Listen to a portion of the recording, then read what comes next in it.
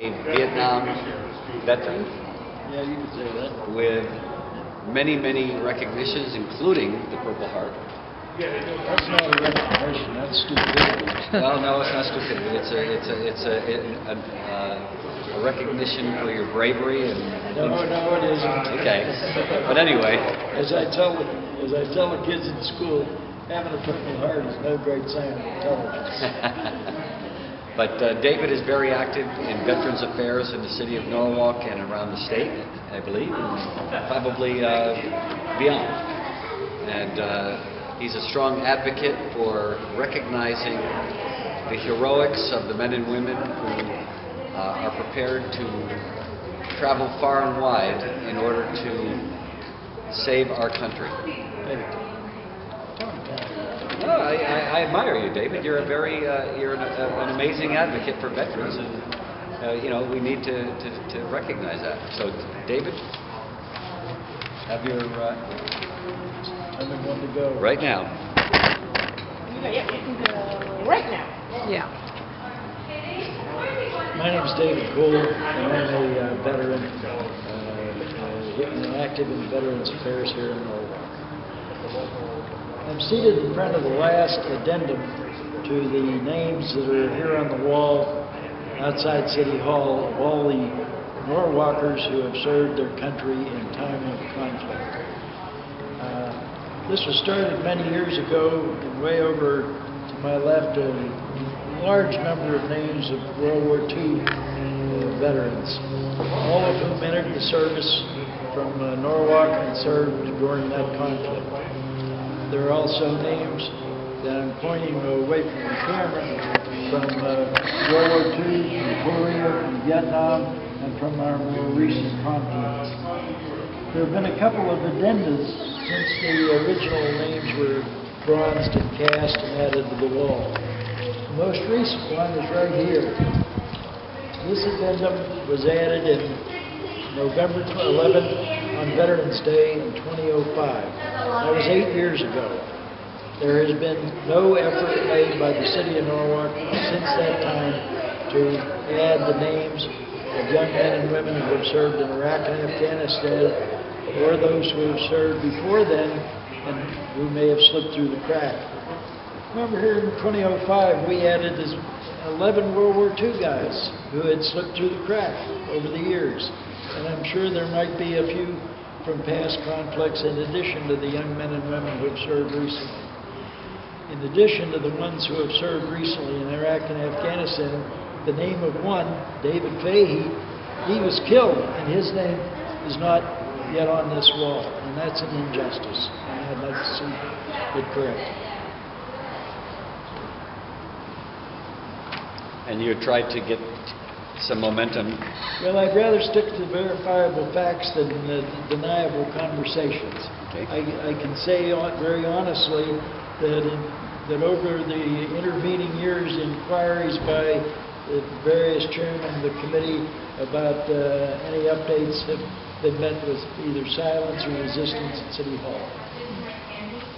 And David, just as an idea, what would the cost be in your estimate to add another plaque like that? I never saw the invoice on this. It was handled between Alan Lowe here in City Hall and the controller and Kathy Iannacone over at Bates Memorial.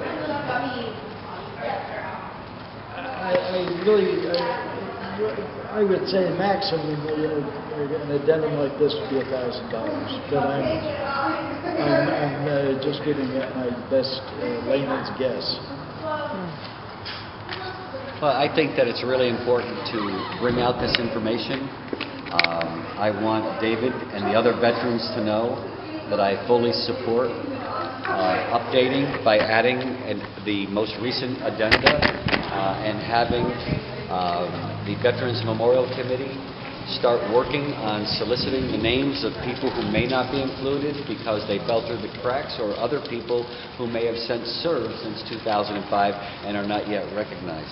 I think it's a tribute that we need to pay to the young men and women who are voluntarily going overseas to protect our nation. to protect our liberties, and not to have them recognized in the same way that so many other brave men and women are, is, as I said, a total injustice. And as mayor, I would commit to working with them to get the names of all the people whose names belong up on this wall and to find the funding to do it. Now, you've heard David say that perhaps it might cost $1,000 for something like this. If it costs $5,000, that's still a very, very small amount of money out of the overall budget that we should not be able to dedicate something like this. Moreover, there are many, many private companies and foundations that would be more than willing to partner with us and to make sure that we get these young men and women's names up where they belong. So, in front of David, I commit to you that if I am elected, that I will make sure that we move this project forward with all due speed.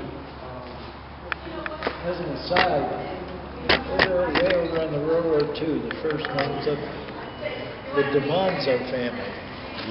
They sent 5 sons off to World War II and only 3 came back. Wow.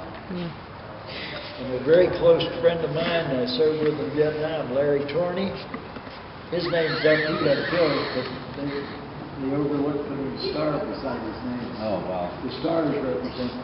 That was an oversight. It's just, since I have any money on it. But the Demonzo family, I've been after the Sons of Italy for 10 years to do something for him in the parade, that family in the parade.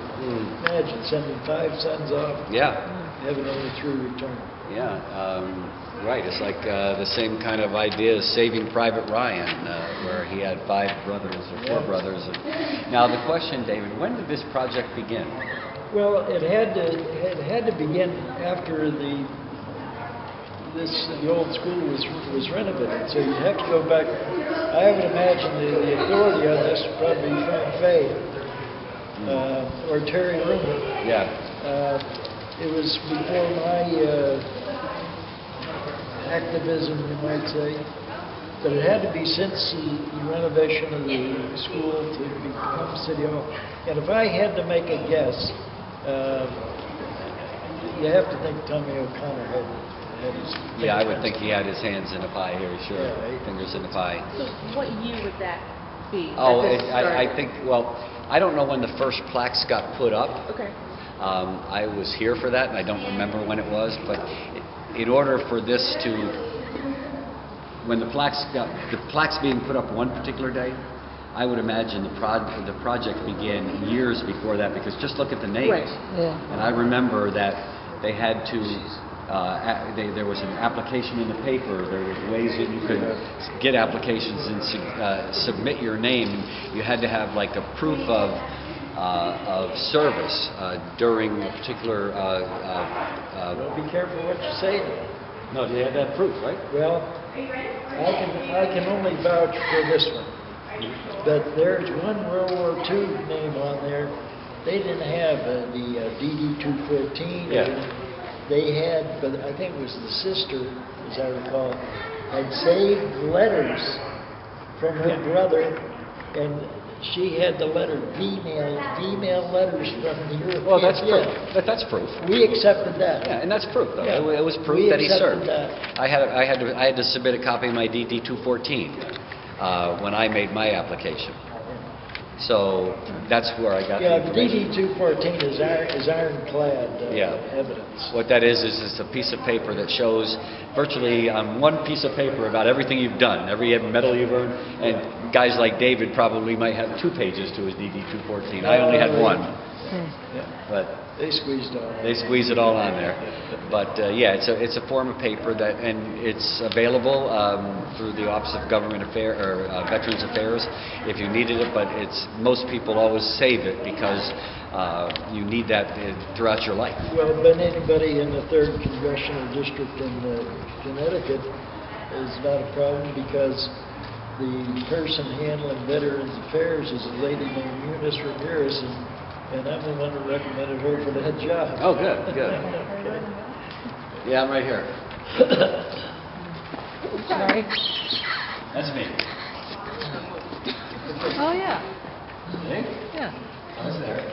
And right over beside you is my friend Larry Troney, who Larry? Tony, Thorne. Oh, yeah. Yeah, they should have a star there, but Yeah, okay, he did. they missed that. That's mine. So, I was honored to have my name on this wall because, service to your country, there's no greater honor.